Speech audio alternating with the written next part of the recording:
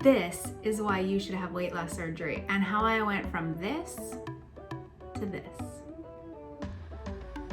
All right, let's go. Hey guys, it's Kelsey, and today we're gonna talk about weight loss surgery and why you should have it.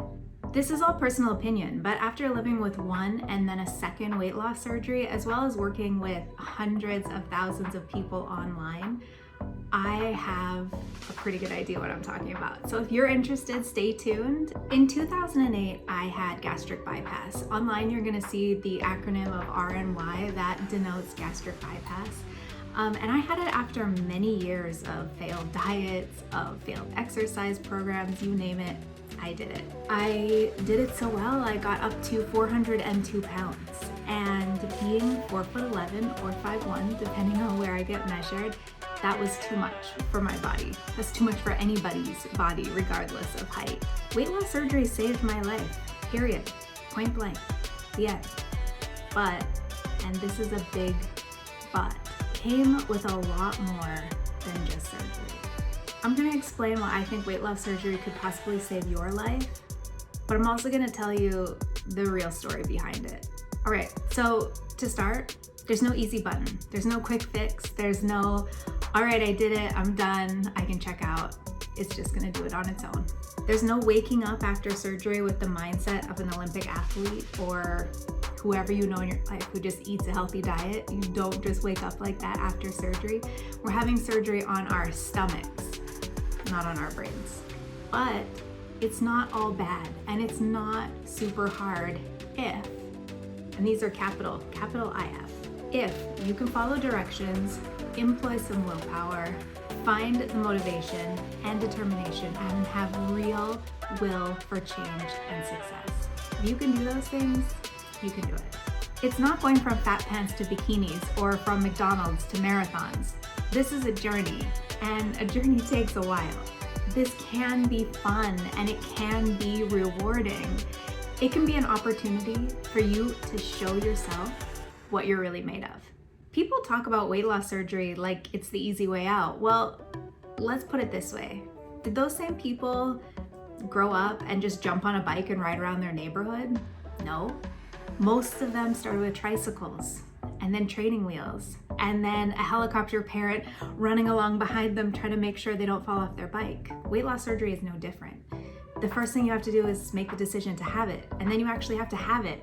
And then you put on your training wheels and you walk through this life for the first little while while your tool does the work. And then you do the work and use your tool. And pretty soon, you're riding all over the neighborhood. Okay, so there are a bunch of weight loss surgeries these days. When I had surgery back in 2008, there was only really lap band and gastric bypass. And no lap band haters in here. My second surgeon who's done my revision is actually the creator of the lap band. And to talk to him about it, it was an absolutely genius thing that he built. But I'm here to talk to you about a bunch of them. So the main weight loss surgeries these days are, like I said, the lap band, gastric bypass, gastric sleeve, and then there's one that's not as common, and it's called the duodenal switch. Most of these surgeries are covered by insurance, but due to the epidemic of obesity becoming so prevalent, within North America and Europe, a lot of insurers have pulled bariatric surgery, which is what weight loss surgery is classified as, from their insurance policies. So where does that leave you? It leaves you with a self-pay option, and weight loss surgery ranges anywhere from $5,000 to $10,000 for a surgery in the United States. The other option, and I do not 100% do not suggest this, is going out of the country for weight loss surgery. Now, before anybody gets their panties in a twist, I know there are great surgeons in Mexico, the Dominican Republic, Colombia, wherever. There are people who have had massive successes with these doctors, but there are many who have not. And unfortunately, there have been several fatalities. There have been complications due to weight loss surgery. We have to understand that this is a surgery that is extremely invasive, no matter which procedure you get. They're doing an operation on your stomach and your intestines. And the way that we as humans work, obviously, you have to drink water, but you also have to have sustenance. Like, we can literally starve to death. And our entire means of getting food and nutrients and minerals and calories and everything into our body is by eating. And this is at the core of weight loss surgery, right? It's gonna help us to eat less, it's gonna help us to eat the right things. But if that gets messed up, there can be really, really, really bad consequences. I say that I don't recommend it, and I liken it back to in the early 2000s. If you were near Southern California, they had a huge contamination issue at Jack in the Box, and people were getting very sick. Some people died, and it wasn't happening to everyone, and it wasn't every Jack in the Box, but you can bet your bottom dollar I was not going anywhere near Jack in the Box during that time. That's how I liken having surgery in Mexico or the Dominican Republic. We have to remember that these are third world countries, right? And though they might have these beautiful Instagrams and these pristine white doctor's offices, it's still a third world country. They still don't have access to a lot of the medical devices and training and insurances that we have here. Another caveat to consider if you are considering going out of the country is that when you come back, you may have voided your actual insurance policy. And if you have a complication, which is pretty normal after any surgery, a lot of doctors won't touch you because you become a medical liability for them. So keep in mind that there are a lot of sort of like little bits and pieces that you have to put together. And I totally understand. Not everybody has $10,000 lying around to have weight loss surgery, but there are other options, personal loans, working with a different insurance company. But just remember, this is your health, and your health is important, and so is your life. Some of the best memories that I have as a new post-op are some of the simplest memories from after weight loss surgery. And if you talk to very many post-ops, we're gonna have a very similar story. The first time we were in a hotel and we were able to wrap that bath towel all the way around our bodies, or stepping foot onto that airplane and realizing not only are you gonna fit comfortably in whatever seat you get, you're not gonna have to ask for an extender, and you're not gonna have to hide that you're not wearing your seatbelt so that you don't have to ask for an extender. One of my favorite moments after weight loss surgery was I was just over a year out, and I traveled home from Japan to Canada for my sister's wedding. And it was the first time anyone in my family had seen me. So there were a lot of tears and hugs and congratulations. There was a lot of shock.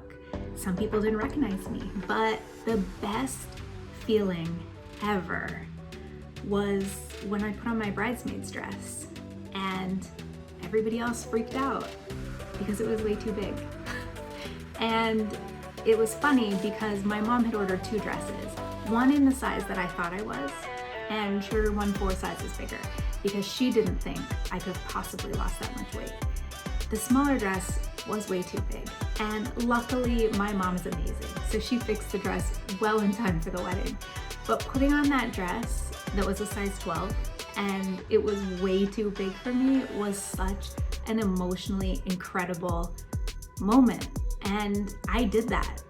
I did it. And that to me stands out as one of the best moments of what I did after weight loss surgery. It was so self-gratifying and so empowering to recognize that I decided to make a change, and I used my tool to actually change. Okay, so let's talk about timelines, because everybody always wants to know, like, how fast do you lose weight? Am I losing weight too slow? Am I losing weight too fast? What's going on? What's normal? Well, first of all, we're all different. So it depends. Depending on your doctor and your insurance, your process could take 2 months. Your process could take a year.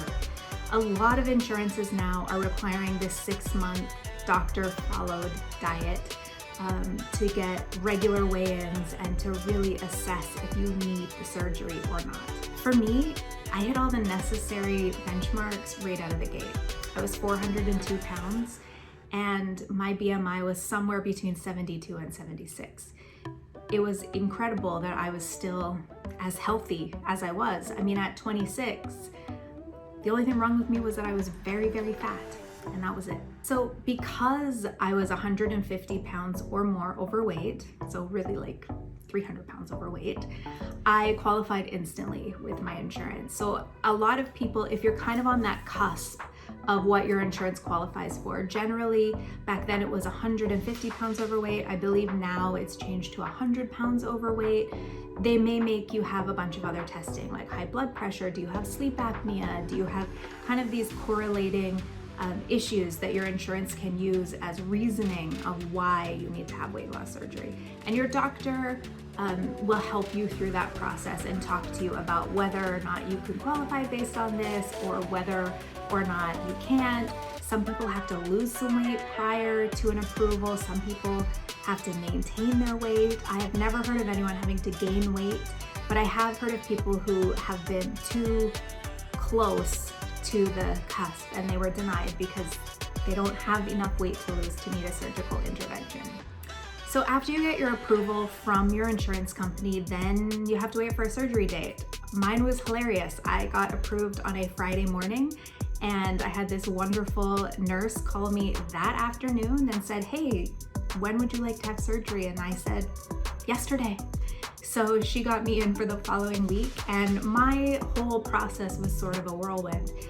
It likely won't happen like that for everybody, but it can, and as long as you kind of have all your ducks in the row, it's a lot easier. One thing I want to mention is the psych evaluation, and a lot of people don't talk about it, and they think it's stupid. Like, why do I have to have a psych evaluation? Obviously, I'm not crazy. But let me tell you, if you have problems with food, you think you have a food addiction, you binge eat, you have a eating disorder, anything like that, this can severely impact you later. And I know it seems like, oh my God, but they're gonna say I can't have surgery and that I can't wait, I can't do this anymore. I understand, but let me tell you, it's really hard on the other side. And you may go through the surgery and lose a bunch of weight and still have these problems with food and end up with a total regain later. And I can tell you from experience that having a regain is way worse for your brain and your body than working through your issues beforehand, even if it means you have to wait to have surgery a little bit longer. Okay, first things first. The day you leave the hospital, you're gonna weigh more than the day you went in.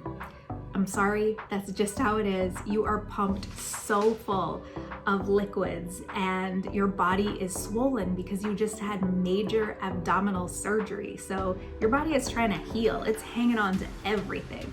I left the hospital 22 pounds higher than when I went in. And I'll tell you, it was a little bit devastating. And I felt really like a failure, like I already had failed somehow, even though I hadn't done anything or even had any sort of food for over a week at that point. But just something to keep in mind because it messed with my head and nobody told me ahead of time. So I'm telling you now, you will weigh more when you leave. From there, then you just need to follow your doctor's plan. And that means no stopping for fast food on the way home. And yes, I have seen someone do that. And in case you were wondering, it was KFC and she thought if she took off the skin and chewed really well, she'd be fine. And she wasn't. In my first month, I lost about 18 pounds. So this was a really long time ago and I can't remember the exact numbers for each month. And social media was really new, so I don't have anything to kind of look back on as far as documentation. I had written a lot of stuff down, but again, like, can you find your notebooks from 12 years ago? Like, probably not. At 6 months, I was down 100 pounds, a little over 100 pounds. I want to say it was like 106 pounds or something like that on my 6-month checkup, which my doctor said was great. I felt great. It felt amazing. By 1 year, I had dropped 200 pounds, and at 18 months, I hit my all-time low of losing 256 pounds. So it took me from 402 pounds down to 146. And man, what a change that was. My results are not typical. They're a little on the high end of weight loss as far as timeline goes, and that's because I was extremely diligent with my doctor's plan, and my doctor's plan was extremely strict, and I was terrified of dying. I'm just gonna be honest. He put the fear in me that if I strayed from that plan, I was going to blow my stomach up and die. And I believed him. And looking back and knowing my surgeon now, I'm sure he was kidding. But to me, that was the gospel. And I was doing whatever it took, no matter what, whatever he said. So I was on liquids for a very long time and then soft foods for a very long time. I didn't have my actual first real food until about 6 months out. Fear was useful in times like that, because you can best believe I got on that train and put up the guardrails because nobody was falling off, especially not me. I found my courage and determination in a lot of unlikely places. I was living in Texas at the time and my family was all back in Canada and they didn't really understand. The friends that I had were also overweight and I don't know that they particularly agreed with my choices at the time. And so I turned to the internet. I found this forum group online that eventually years later turned into a multi-hundreds of thousands strong groups on Facebook that was hosted by the woman who wrote my Bible, Susan Maria Leach, and she wrote this book called Before and After. And if I could show you the copy of my book, it's actually in my bedroom at this moment. It is ratty and ugly and folded and stained. I took that book everywhere, from recipes to anecdotal information to talking about dinner at family's house. Susan went through it all, and I identified with that.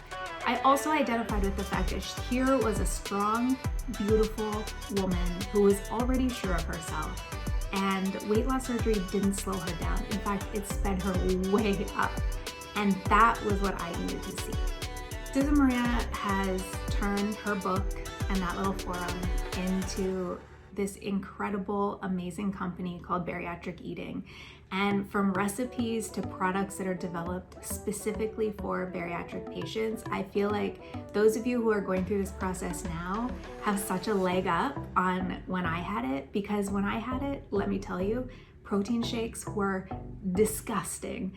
The smell of apple isopure to this day makes my skin crawl. And vitamins, you want to talk about horse pills? They were huge. Susan has worked tirelessly to create protein powder that tastes good. Literally, I have it 4 or 5 times a day, every single day. She's created vitamins that are easy for our bodies to absorb because a lot of us have malabsorption now. She's created food items that are easy, that we can throw in our bags if we have to go on a road trip or off to work or wherever, because it's hard to find things that keep us on track. And bariatric eating makes it really, really easy. It doesn't hurt also that Susan comes from an extremely Italian family. She loves to cook, and that shows in the recipes that she's created. Every single thing I have made off the Bariatric Eating website has not only been delicious, but has been enjoyed by people who are not bariatric patients. And a lot of my friends and family ask for those recipes. Do I tell them this is a bariatric recipe for people who have weight loss surgery? No, I say, yeah, of course, it was great, right? So from recipes to real life, bariatric eating is perfect. Okay, so let's get real. Let's talk about life after weight loss surgery, right? Yes, weight loss surgery saved my life. But if I knew then what I know now, would I still have it? I don't know. I'd like to say no, because I know so much better now, and I know how to treat my body, and I know how it works. I know how calories work. I know what makes sense and what doesn't, but I was a different person back then than I am now. And I don't know if I could have gotten to be this person I am today without it. Weight loss surgery was definitely hard, and it changed my life in so many ways that were great, but also so many ways that weren't great. I lost a lot of relationships and friends. I distanced myself from family and from a lot of people and activities that I thought I loved. I became sort of different, and people didn't want to invite me out so much anymore because I was always the first person to say, yeah, let's definitely go for dinner or drinks or dessert or whatever. And now I was coming along still, but I wasn't eating much, and that made people feel weird. I never had a problem with people eating around me. Even my favorite food, which to this day is still pizza. it never bothered me to see people eat that in front of me, but a lot of people were bothered to eat it in front of me. So it also caused problems and things that I didn't even register. Going from being the fat girl to the hot girl was really weird. It also caused some really weird personality traits to come out that I also wasn't really aware of before. Like, for instance, I like to drink, and one drink could make me blackout drunk. And you never know when it's gonna happen. Maybe I could have 2 glasses of wine, maybe I could have 5, maybe I could have 3 sips and fall down the stairs. It's sort of Russian roulette with alcohol after gastric bypass, so that changed. And sometimes eggs made me throw up, but sometimes they didn't. And eggs are a really great source of protein. So it was kind of like trying things out without knowing if they were gonna make you sick or not. And that is a really weird place to be when you're out for breakfast with your friends or your boyfriend or anyone.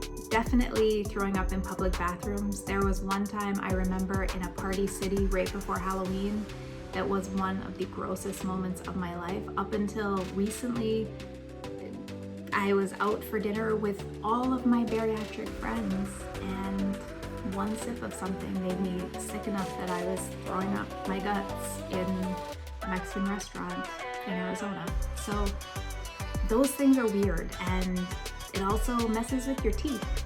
So it's not all sunshine and roses out, even 12 years out. There's still some weird stuff. But would I trade that for 400 pounds? No chance. All in all, living at a normal weight was worth it for me. No more joint pain or having to take multiple Tylenol every day just to exist. I finally got to witness the miracle of life and have my little baby boy who's about to turn 10. Where did the time go? I was able to shop at normal stores for clothes, or buy the thing that was on sale, or get something cool and cheap because it wasn't plus size. I was able to walk around without massive thigh chafe, even if I was wearing shapewear. And I didn't really have to worry about that if I walked by somebody and they started laughing, that it was because of my weight. I mean, they definitely could have still been laughing at me, but it wasn't because I was fat anymore. And that was kind of cool. But what weight loss surgery didn't do was take away my unhealthy relationship with food, or my depression, or my anxiety, my reluctance to work out, or any of my insecurities. None of that changed the day that I woke up after weight loss surgery. It definitely didn't change after I lost 256 pounds. But it did give me more of a complete picture of who I am. And I wasn't the girl with the pretty face, but who was very, very fat. I didn't have to be overly funny or overly friendly or overly pretty to compensate anymore. And it was able to lead me into places where I could actually make choices about who I wanted to be and what I wanted to be about, instead of identifying with my weight. I have fought 2 regains and many serious medical issues since my original weight loss surgery 12 years ago. And one of those serious medical issues did include a revision 2 years ago. It was unrelated to my original weight loss surgery, but if I would have had regular intestines and an intact stomach, maybe I could have avoided it. But because back in my day, when you had gastric bypass, they actually removed those portions. They don't now, so now if someone came along and had the same situation as me, they could probably just be patched up. I instead ended up with a revision to sort of a bespoke surgery. I kind of have a mixture between a dual dental switch and a distal bypass. So I still have the gastric bypass, but I have very, very, very little intestine, and the majority of it is bypassed. So that means I am on a pretty strict diet. I do 4 to 5 protein shakes a day and kind of live on a raw vegan diet. Meat doesn't sit very well with me, neither does eggs, and it means it's a little bit harder to go out or to have dinner at somebody else's house, but it's a challenge I'm willing to face because it's still better than being 400 pounds. So, after all of that, should you have weight loss surgery? Well, it's up to you. Maybe. My biggest video on this channel is a tongue-in-cheek look at why people should not have weight loss surgery. And a lot of people get upset with me and leave me comments, and I just know that means they haven't watched the whole way through, because I try to give you the truth behind the headline. I want people to know that this isn't the easy way out, and in fact, it's not easy at all.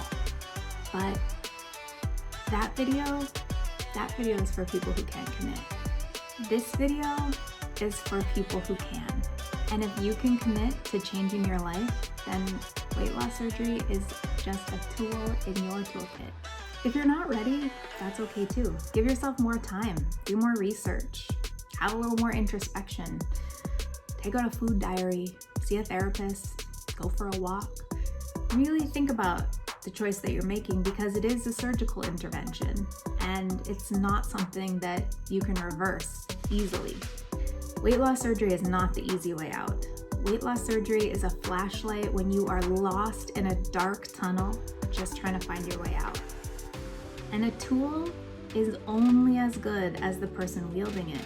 So if you're ready to be King Arthur, pull that sword out of a stone and change your life. All right, guys, it's been fun.